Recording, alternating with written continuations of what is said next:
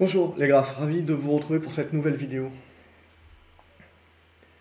Bonjour à toutes et à tous, bienvenue à cette nouvelle vidéo. Je ne pouvais pas passer à côté de toutes les questions que vous me posez sur Wall Street Bets, les exponentiels, les explosions à la hausse, bref, la folie, l'euphorie, la mania boursière qu'on est en train d'avoir.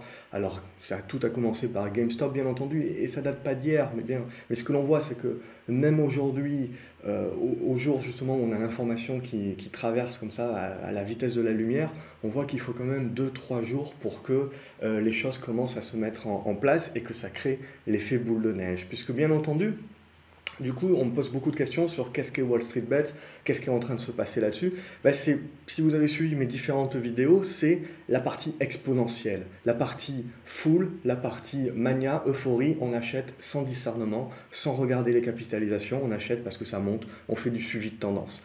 Mais là, on a touché, je dirais, le summum. Wall Street Bets, c'est l'équivalent d'un forum sur Reddit. Ils ont également un Discord. Alors, bien entendu, ça finira par être régulé, ils vont se faire fermer les serveurs, mais ils vont en réouvrir d'autres, bref, ça n'a pas de fin. Mais c'est finalement un regroupement de 3 millions d'investisseurs, on va dire spéculateurs. Et ce qui est génial, c'est qu'on se rend compte un petit peu, si on venait à, on va dire, faire du revenu universel quelque chose vraiment de commun, on se voit où l'argent, on voit tout de suite où l'argent irait. Donc dans de la spéculation massive. Et donc là, l'élément qui est vraiment intéressant, c'est que du coup, ils se sont attaqués à une chose qui est très intéressante, puisque quand même, il y a une certaine logique dans tout cela. On n'achète pas, ils n'ont pas acheté n'importe quoi. Ils sont allés acheter des actions qui, certes, ont des fondamentaux pourris, et c'est bien pour la raison pour laquelle vous avez énormément de fonds qui étaient vendeurs à découvert là-dessus. C'est-à-dire, ils gagnent de l'argent au fur et à mesure que l'action baisse. Mais ils étaient également vendeurs à découvert, et les positions de vendeurs à découvert étaient donc massives par rapport à des actions qui avaient un petit flottant, un flottant réduit. Ça veut dire que vous n'avez pas une grosse partie du capital qui est en bourse, qui est libre, c'est-à-dire qui n'est pas aux mains d'actionnaires majoritaires qui potentiellement ne vont pas vendre. Donc c'est-à-dire le flottant, c'est entre guillemets le papier que vous avez disponible. Donc du coup, ils ont organisé ce qu'on appelle du short squeeze, c'est-à-dire, ou un corner, c'est-à-dire quand on va essayer de pousser dans leur retranchement les vendeurs à découvert pour qu'ils soient obligés de couvrir leur position dans un premier temps et potentiellement de se racheter également. On rappellera qu'un vendeur à découvert est un futur acheteur. C'est pour ça que j'ai toujours été contre le fait que quand on a des paniques à la baisse, la seule solution que les réglementaires trouvent, qui prouvent bien qu'ils ne savent absolument pas comment marche, comment fonctionne le marché, c'est de limiter la vente à découvert. Il faut savoir qu'un vendeur à découvert sera nécessairement, à un moment donné ou à un autre, un acheteur, puisque pour sortir de sa position, il est obligé de racheter sa position et donc devenir acheteur net. C'est ça qui est vraiment important de comprendre. Et qu'il faut comprendre également que pour que moi je puisse prendre un risque sur un titre, j'ai besoin des vendeurs à découvert puisqu'ils me donnent également une contrepartie et du volume supplémentaire sur des titres. Et ça me permet d'avoir une confiance supplémentaire, donc de décider de rentrer sur un titre et surtout de rentrer gros. Donc il ne faut pas enlever la vente à découvert, il ne faut pas, je dirais, fustiger la vente à découvert, fustiger les hedge funds également, parce qu'on fait de la vente à découvert. Hein. On rappelle que c'est important aussi de rappeler que ça fait partie du marché et qu'on en a besoin d'un ensemble. Donc là, c'est assez génial quand même, c'est qu'on voit un regroupement, et c'est là où on est dans une espèce de Ponzi, mais qui est très bien organisé, puisque on va utiliser finalement les armes euh, de la bourse contre eux. Donc ce qui est intéressant du coup, c'est qu'on a poussé, donc on le voit sur ce GME, etc., on a un regroupement. Et là, ce qui fait toute la force, c'est qu'on n'a que des suiveurs, que des moutons, mais surtout, ils n'ont aucune idée du juste prix. Et ça fait que c'est juste un casino géant et qu'on va juste acheter pour revendre plus cher sans discernement aucun et sans chercher évidemment à avoir une logique sur des fondamentaux, etc. et de se dire c'est pas cher, c'est cher, etc. Donc là, à partir du moment où tout le monde achète et personne ne vend, il n'y a pas de limite. Et il n'y a surtout pas de limite que Wall Street Bets, du coup, a mis quelques jours à être connu. Et qu'est-ce qui se passe? Tous les journaux, tous les médias en parlent, tout Internet en parle.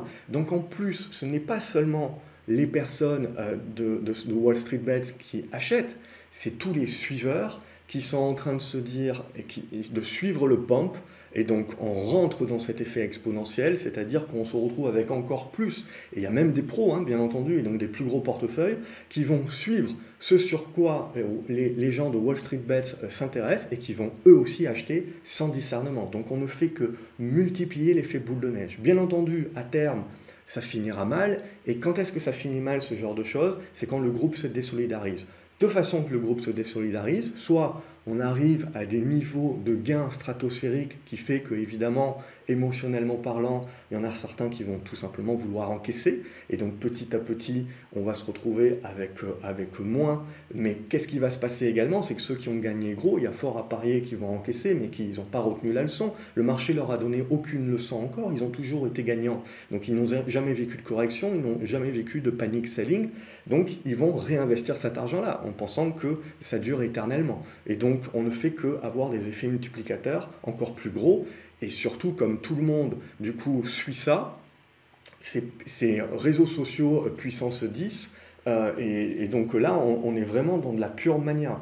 Bien entendu ça finira mal également si le groupe se désolidarise dans le sens où petit à petit quand même, plus ces cours montent, plus ça attire aussi des vendeurs à découvert et aussi des particuliers, aussi des personnes lambda qui se disent, bon ben là, je veux dire, si j'ai la capacité de tenir ma position, donc que je taille bien ma position pour pas me faire short squeezer également, à devoir avoir un appel de marge, à devoir sortir ma position, eh ben, je sais très bien que dans X jours, X semaines, je m'en sortirai très bien sur cette position de vente à découvert. Donc là aussi, petit à petit, justement, on peut réussir à bloquer. C'est comme tout, hein, les arbres ne montent pas jusqu'au ciel, même si là, on a l'impression que si. Et ce qu'il faut bien comprendre, surtout, là où il est le génie, c'est justement de pousser donc, des gros fonds à devoir se couvrir. Comment on se couvre? On prend des options, mais ces options-là, pour elles-mêmes se couvrir, et pour pas justement, si le pari est trop gagnant, etc., elles sont obligées de se couvrir, donc elles achètent des actions aussi.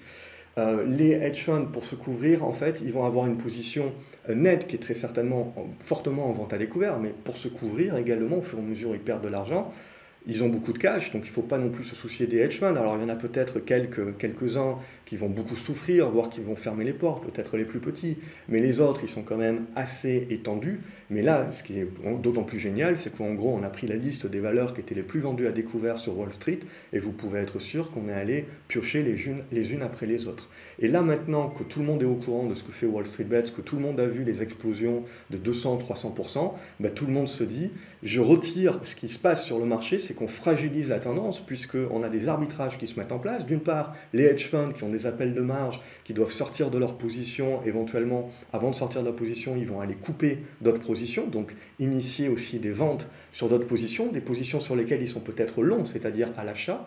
Donc il ne faut pas penser que les hedge funds sont uniquement à la vente à découvert, ils sont également à l'achat. Et donc ça peut fragiliser les tendances acheteuses sur d'autres éléments, même si les fondamentaux sont bons, etc. Et donc surtout, ce qu'il faut se dire, ce qu'il faut être amené à se dire, c'est qu'on a tout le pump derrière du suivi, c'est-à-dire qu'ils peuvent dire n'importe quoi, et là actuellement ils sont en train de dire on est en train d'aller chercher du tracker SLV, donc acheter du tracker argent. Ben, vous pouvez être sûr, tracker argent détient en physique un certain nombre de minières argent, vous pouvez être sûr que toutes ces minières-là vont exploser également. Et on va voir sur des actions qui sont quand même assez grosses, avec des gros volumes, où on pourrait se dire que des particuliers ne peuvent pas faire bouger le cours de l'action, vous allez voir que ça va bouger, pas parce qu'on a 3 millions de personnes sur Wall Street Bets, mais parce qu'on a tous les gens maintenant qui suivent, et les pros aussi. Vous avez tous les algos également qui sont en mode suivi de tendance, c'est-à-dire on a des signaux, on casse des résistances, on achète. Mais derrière tout ça, ça fait des pompes énormes. Et comme je vous le dis souvent, on agrandit la salle de concert, mais on garde des portes de secours de la même taille. Ce qui veut dire que là où vous fragilisez la tendance, à un moment donné, c'est que vous vous retrouvez avec énormément de quantité d'actions détenues. Et quand les gens vont vouloir sortir, ça va se bousculer. Et c'est ce qui va créer le prorata, ce qui va créer derrière l'énorme volatilité. Ça, pour moi, ça va avoir deux impacts également. Donc d'une part, on pourra toujours se dire, voilà, c'est l'euphorie, c'est la fin de l'euphorie, tant pis pour eux, etc. Il ne fallait pas jouer, etc. Mais ça va aussi casser beaucoup de confiance. Il faut savoir l'impact que ça va avoir sur d'autres actions. Comme je vous ai expliqué déjà, Dès qu'on commence à avoir besoin d'une couverture, on va couper des positions qui potentiellement sont gagnantes et positives et acheteuses. Donc on va casser et fragiliser la tendance par ailleurs sur d'autres titres. Mais également, on a des effets arbitrage, c'est qu'on a tout un tas de particuliers qui voient ces actions gagner 200 et 300% et qui donc coupent eux aussi leur position à droite et à gauche pour faire du all-in ou du quasi all-in pour aller essayer de grappiller justement rapidement des gains rapides. Évidemment, tout ça, ça finira mal, mais ça peut durer, comme je vous l'ai dit, parce que c'est qu'une question de flux. Et donc, autant ça serait déjà terminé, je pense, si Wall Street Bets n'avait pas connu maintenant une certaine médiatisation, et maintenant tout le monde suit. Donc on ne parle plus de 3 millions de particuliers. On parle mondialement, parce qu'il y a CD Projekt qui est parti aussi. Toutes les valeurs qui sont shortées, et puis il suffit que Elon Musk sorte un tweet, etc. Tout est décrypté, il n'y a plus de logique, on achète, on passe très peu de temps à la décision d'achat, beaucoup moins de temps qu'à choisir son frigo, hein. Donc, et pour, bien entendu, des sommes qui sont bien supérieures. Donc on est rentré dans cette partie mania, c'est impossible de dire quand ça va se terminer. Ça va se terminer, bien entendu, en bain de sang, avec énormément de volatilité, mais ça peut durer dans le sens où vous avez ces phénomènes de nouveaux entrants. Parce que la vraie bulle, elle a surtout eu lieu, on l'a vu hier. Mais concrètement, on avait commencé lundi, mais on avait surtout commencé la semaine d'avant. Mais la semaine d'avant, c'était pas encore mainstream. À partir de lundi, pendant le week-end, et à partir de lundi, ça l'a été. Et puis en fait, ces hausses exponentielles ont attiré. C'est pour ça que je vous dis, et pour moi, c'est la conclusion de l'histoire, la bourse, c'est des fondamentaux, mais c'est surtout une question de flux. Ce qu'il faut comprendre, c'est ça qui est vraiment important à comprendre quand on est trader, justement, c'est que c'est une question de flux. Et on a besoin de ces flux-là pour gagner. On a besoin qu'on ne soit pas le seul à penser que l'action est une bonne boîte, qu'elle n'est pas chère, ou potentiellement qu'elle vient de casser une résistance et qu'on ne soit pas le seul couillon à l'avoir vu. Il faut qu'on cherche justement à ne pas être le seul. Il y a beaucoup d'ego en bourse, beaucoup de personnes qui disent c'est moi qui l'ai vu, c'est moi qui l'ai vu le premier, etc. Ça ne m'intéresse absolument pas d'être le premier à voir quelque chose.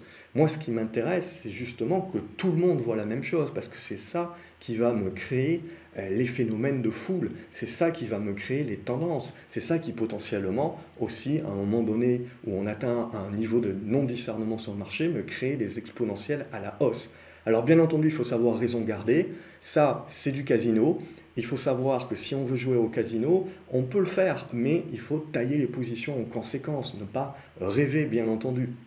Parce que ça, évidemment, ça finira mal, il y aura énormément de volatilité. Donc voilà mon petit topo pour répondre globalement à la question qu'on me pose, comprendre ce qu'est Wall Street Bet, comment ça fonctionne, etc. Ce que l'on voit également, et ce que je pense qui peut un petit peu pousser le mouvement un petit peu plus longtemps, c'est aussi que dans d'autres pays, on va organiser certainement aussi des réseaux, etc. Il faudra voir si il y a moyen, il y a beaucoup de réseaux qui existent, mais en fait, ils étaient très segmentés. Ça sera intéressant de voir s'il peut y avoir un regroupement de réseaux. Ça peut avoir un impact. On a vu également pas mal de fonds anticiper et sortir également sur des positions européennes parce qu'ils ont un impact sur d'autres lignes, comme je vous ai dit. Donc, ils ont aussi sorti d'autres ventes à découvert. Donc, on a des actions qui potentiellement performent plutôt pas mal en ce moment, alors qu'économiquement, elles se font complètement dézinguer. Mais là aussi, parce qu'on sent bien que c'est une question de flux et que quand vous êtes en position, vous avez beau croire qu'en effet, cette action-là va tomber, ben quand vous prenez une grosse mandale sur un autre titre que vous n'aviez pas prévu, etc., que vous avez tenu la position, que vous l'avez couverte, que vous avez votre appel de marge, ben à un moment donné, vous êtes obligé de sortir même des positions gagnantes. Donc, que ce soit d'autres ventes à découvert, et donc ça pousse leur cours par le haut, ou que ce soit des lignes à l'achat. Et pour moi, ce qui me gêne le plus, c'est l'obligation de sortir de lignes à l'achat, puisque ça renforce quelque part la dégradation de la tendance. Et du coup, si on ne voit que la spéculation sur cette poignée de titres et le fait qu'on joue un petit peu en mode à qui le tour, dès qu'ils vont proposer un nouveau titre, ça va être un petit peu le loto. Et à chaque fois, on a les arbitrages et les flux qui vont de titre en titre, mais globalement, l'ensemble de la tendance, ça la fragilise parce qu'il n'y a plus aucun discernement, il n'y a plus aucune diversification. Et surtout, au fur et à mesure où on commence à casser des tendances par ailleurs, on sort les flux d'autres titres qui soutiennent les indices et on sort les flux aussi de trackers, etc. Et donc, de manière plus générale, on fragilise l'ensemble de la tendance. Donc ça aussi, pour moi, c'est le deuxième regard qu'il faut donner à tout cela. Voilà, j'espère que cette vidéo a pu un petit peu vous éclaircir sur comment ça fonctionne, quels sont les impacts et quelles sont les potentielles conséquences. N'oubliez pas de vous abonner à la chaîne, de mettre un pouce en l'air, un pouce bleu si la vidéo vous a plu, ça fait toujours plaisir et ça motive à continuer. Partagez-la également au plus grand nombre, comme ça peut répondre à pas mal de questions également. Et puis dites-moi ce que vous en pensez dans les commentaires et on se retrouve la prochaine fois. Salut les gars.